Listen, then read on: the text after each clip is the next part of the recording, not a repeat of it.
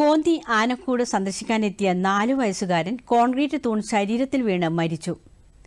അടൂർ കടമ്പനാട് സ്വദേശി അഭിരാമാണ് മരിച്ചത്. കുട്ടിയുടെ ദേഹത്തേക്ക് 4 അടിയോളം ഉയരമുള്ള കോൺക്രീറ്റ് തൂൺ ഇളകി പതിക്കുകയായിരുന്നു. സംഭവത്തെ തുടർന്ന് കോന്നി ആനക്കൂട് താൽക്കാലികമായി അടച്ചു. നടപ്പാതയുടെ വശത്ത് നിലനിർത്തിയിരുന്ന തൂണുകളിലൊന്നിൽ കുട്ടി ഫോട്ടോ എടുക്കാൻ ചാരി നിൽക്കുകയും അതിൽ കളിക്കുകയും ചെയ്തതിന് പിന്നാലെയാണ് അപകടം.